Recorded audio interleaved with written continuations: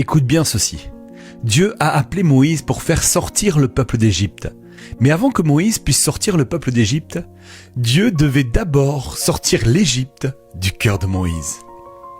Car tu ne peux conduire personne vers le chemin de la liberté si toi-même tu es encore captif.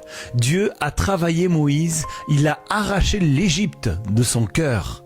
Et seulement après il a levé Moïse pour faire sortir le peuple. Le problème de Dieu n'a jamais été de sortir le peuple d'Égypte. Le vrai problème de Dieu, c'était de faire sortir l'Égypte du cœur du peuple. Mais écoute bien ceci, quelque chose qui est encore bien plus frappant. C'est que pour faire sortir le peuple d'Égypte, Dieu va utiliser les 10 plaies. Mais pour arracher l'Égypte qui vivait à l'intérieur du peuple, Dieu va utiliser les 10 commandements.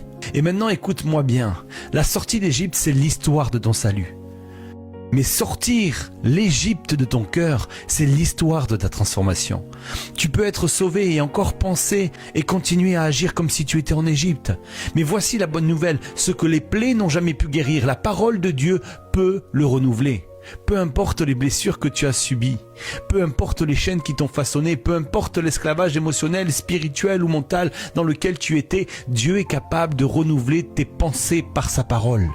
Le peuple hébreu est sorti d'Égypte en une nuit, mais il a fallu 40 ans pour sortir l'Égypte de leur façon de penser.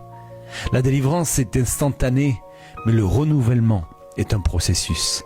Parce que ce n'est pas seulement ton lieu qui doit changer, c'est ton intérieur. Ce n'est pas seulement ta position qui doit changer, c'est ta perception.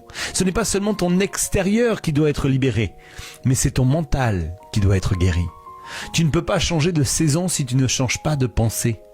Tu finiras par reproduire l'Égypte partout où tu iras.